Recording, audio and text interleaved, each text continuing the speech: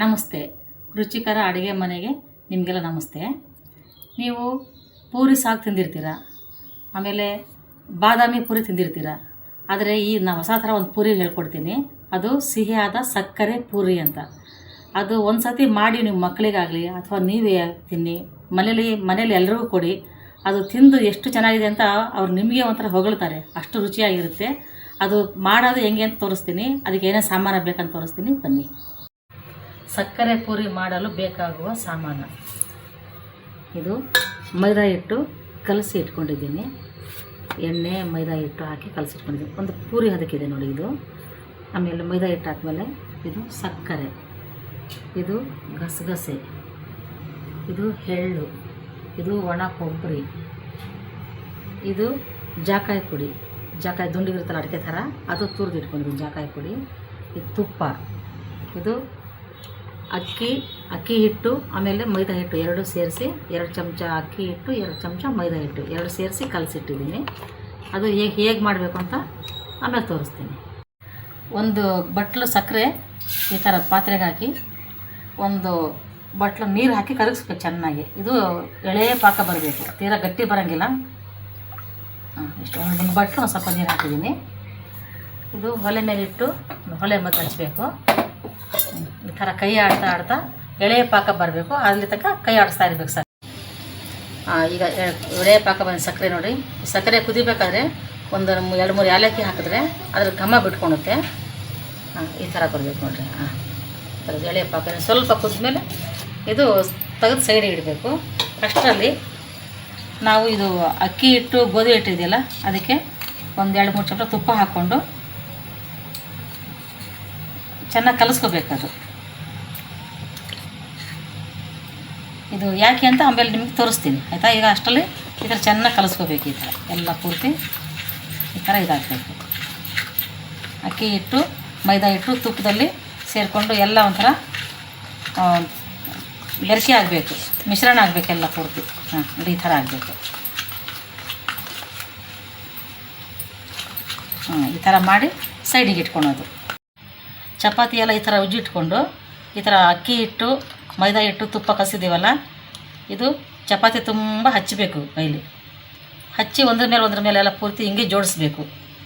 ಈ ಥರ ಹಾಕ್ಕೊಳೋದ ಹಾಕಿ ಈ ಥರ ಕೈಲೆಲ್ಲ ಹಚ್ಚಿರಿ. ಹಿಂಗೆ ಚಪಾತಿ ತುಂಬ ಹಚ್ಚಬೇಕು. ಹಿಂಗೆ ಈ ಥರ ಎಲ್ಲ ಚಪಾತಿಗೆ ಈ ಥರ ಹಚ್ಚಿದ್ದೀನಿ. ಈಗ ತುಪ್ಪ ಮತ್ತು ಅಕ್ಕಿ ಹಿಟ್ಟು ಮೈದಾ ಹಿಟ್ಟು ಎಲ್ಲ ಕಲಿಸ್ಕೊಂಡಿದ್ವಲ್ಲ, ಪೇಸ್ಟ್ ಮಾಡ್ಕೊಂಡಿದ್ವಲ್ಲ, ಆ ಪೇಸ್ಟ್ ಎಲ್ಲ ಪೂರ್ತಿ ಹಚ್ಚಿದ್ದೀನಿ. ಈಗ ಒಂದ್ರ ಮೇಲೆ ಒಂದಿಟ್ಟು ಆಮೇಲೆ ಲಾಸ್ಟಿಗೆ ಈ ಥರ ಈಗ ಇಲ್ಲ ಹಿಂಗೆ ಸಿಂಗಲ್ ಕಟ್ ಮಾಡಿಕೊಂಡು ಮಡ್ಚ್ಬೋದು, ಇಲ್ಲ ಈ ಥರ ಮಾಡಿಕೊಂಡು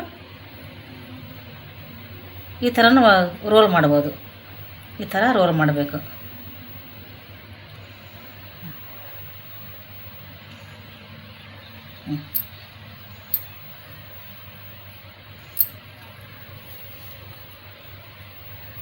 ಈ ಥರ ಭಾಳ ಜೋರಾಗೋದನ್ನು ಬೇಡಿ, ಸೂಕ್ಷ್ಮೆಯಲ್ಲಿ ಈ ಥರ ರೋಲ್ ಮಾಡ್ಕೊಳ್ಳಿ.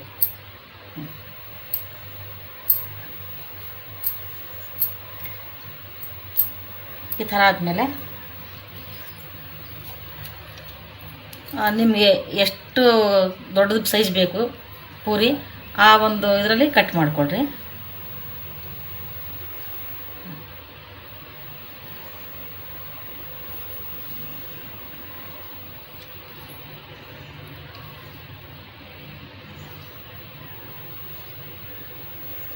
ಈ ಥರ ಕಟ್ ಮಾಡಿಕೊಂಡು ಲಾಸ್ಟ್ನೇದು ಬರುತ್ತಲ್ಲ, ಈ ಥರ ಲಾಸ್ಟ್ನೇದು ಹಿಂಗೆ ತಗೊಂಡು ಈ ಥರ ಕೆಳಗೆ ಹಿಂಗಿಟ್ಟು ಈ ಥರ ಹಿಂಗದ್ಮೆ ಹಿಂಗದ್ಮೆ ಎಲ್ಲ ಈ ಥರ ಇಟ್ಕೊಳ್ಳಿ. ಯಾಕಂದರೆ ಹಂಗೆ ಬಿಟ್ಟರೆ ನಾವು ಮತ್ತೆ ಲಟ್ಟಿಸ್ತೀವಲ್ಲ, ಅವಾಗ ಪೂರ್ತಿ ಮತ್ತೆಲ್ಲ ಬಿಚ್ಕೊಂಡ್ಬಿಡುತ್ತೆ. ಅದಕ್ಕೆ ಈ ಥರ ಹಿಂಗಾಕಿ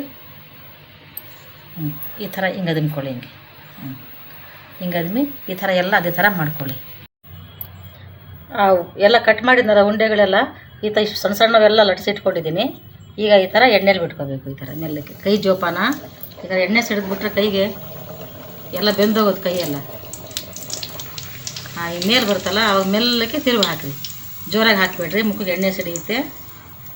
ಈ ಥರ ಮೆಲ್ಲಗೆ ಬಿಡಿ. ಈ ಥರ ಎಲ್ಲ ಮಾಡಿ ಇಟ್ಕೋಬೇಕು. ಸ್ವಲ್ಪ ಅದು ಬೆಳ್ಳಿಗಿರಬಾರ್ದು, ಒಂಥರ ಕಂದು ಬಣ್ಣ ಬರಬೇಕು. ಕಂದು ಬಣ್ಣ ಬರೋ ತನಕ ಈ ಥರ ಮೆಲ್ಲಕ್ಕೆ ಆ ಕಡೆ ಈ ಕಡೆ ಎರಡು ಕಡೆ ತಿರುವಾಗಿ ಬೇಯಿಸ್ಕೊಳ್ಳಿ. ಎಲ್ಲ ಈ ಥರ ಎಣ್ಣೆ ಕರೆದು ಇಟ್ಕೊಂಡಿದ್ದೀನಿ. ಎಣ್ಣೆ ಕರೆದ ಮೇಲೆ ಇದು ಸಕ್ಕರೆ ಪಾಕ. ಈ ಸಕ್ಕರೆ ಪಾಕಲ್ಲಿ ಈ ಥರ ಹಾಕಿ ಮುಳುಗಿಸಿ ಮತ್ತು ತಿರುಗಿ ಹಾಕಬೇಕು. ಜಾಸ್ತಿ ಹೊತ್ತು ಬಿಟ್ಟರೆ ಮೆತ್ತಗಾಗುತ್ತೆ. ನಿಮಗೆ ಮೆತ್ತಗಿರಬೇಕು ಅಂದರೆ ಜಾಸ್ತಿ ಹೊತ್ತು ಬಿಟ್ಕೊಳ್ಳಿ, ಇಲ್ಲಾಂದರೆ ಈ ಥರ ಎಜ್ಜಿ ಈ ಥರ ತೆಗೆದುಬಿಡಿ. ಸಕ್ಕರೆ ಎಲ್ಲ ಹೀರ್ಕೊಳುತ್ತೆ. ಸಕ್ಕರೆ ಪಾಕದಲ್ಲಿ ಹಾಕಿದ್ದೀವಲ್ಲ ಎಳೆ ಪಾಕ, ಎಲ್ಲ ಸಕ್ಕರೆ ಪಾಕದಲ್ಲಿ ಎಲ್ಲ ಮುಳುಗಿಸಿ ಈ ಥರದ್ದು ಎತ್ತಿಟ್ಟಿದ್ದೀನಿ. ಈಗ ಇದ್ರ ಮೇಲೆ ನೋಡಿದ್ರೆ ಆ ಥರ ಮಾಡಿದ್ದೀನಿ. ಈಗ ಇದ್ರ ಮೇಲೆಲ್ಲ ನಾನು ಅಲ್ಲಿ ಇಟ್ಕೊಂಡಿದ್ದಲ್ಲ ಕೊಬ್ಬರಿ ತುರಿ, ಎಳ್ಳು, ಗಸಗಸೆ ಅದೆಲ್ಲ ಈಗ ಉರಿಸೋದು. ನೋಡಿ ಈ ಥರ ಕೊಬ್ಬರಿ ತುರಿ ಹಾಕಿದ್ದೀನಿ. ಅದು ಸಕ್ಕರೆ ಪಾಕ ಇರುತ್ತಲ್ಲ ಎಲ್ಲ ಅಂಟ್ಕೊಳುತ್ತೆ, ಉದುರಲ್ಲ. ಅದು ಬಾಯಿಗೆ ತಿನ್ಬೇಕಾದ್ರೆ ತುಂಬ ರುಚಿಯಾಗಿರುತ್ತೆ, ಬಾಯಿಗೆ ಸಿಗ್ತಾ ಇರುತ್ತೆ.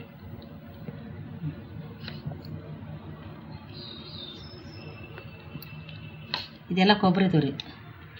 ಇದು ಏಲಕ್ಕಿ, ಮತ್ತು ಏನು ಅಂತ ಇದು ಮಾಡ್ಕೋಬೇಡಿ, ಮಿಸ್ ಮಾಡ್ಕೋಬೇಡ್ರಿ. ಏಲಕ್ಕಿ ಅದು ಸಕ್ಕರೆ ಪಾಕದಲ್ಲಿ ಹಂಗೆ ಹಾಕಬೇಕದು, ಚಿಪ್ಪೆ ತೆಗಿಬಾರ್ದು. ಇದು ಬಿಳೆ ಎಳ್ಳು.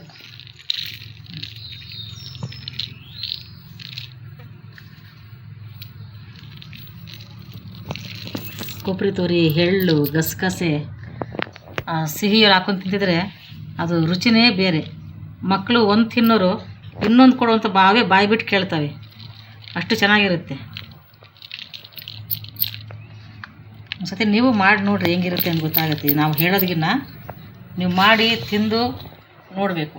ಇದು ಗಸಗಸೆ ಹಾಕ್ತೀನಿ ಈಗ. ನೋಡಿ ಗಸಗಸೆ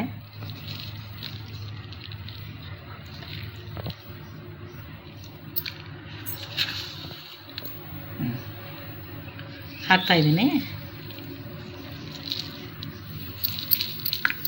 ಇದ್ರ ಮೇಲೆ ರುಚಿಗೆ ಸ್ವಲ್ಪ ಜಾಕಾಯಿ ಪುಡಿ, ಜಾಸ್ತಿ ಹಾಕಬೇಡ್ರಿ.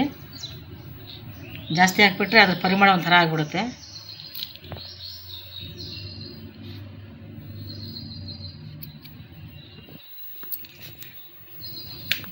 ಸಿಹಿಯಾದ ರುಚಿಯಾದ ಸಕ್ಕರೆ ಪೂರಿ ನೋಡಿ ಈ ಥರ ಇದೆ.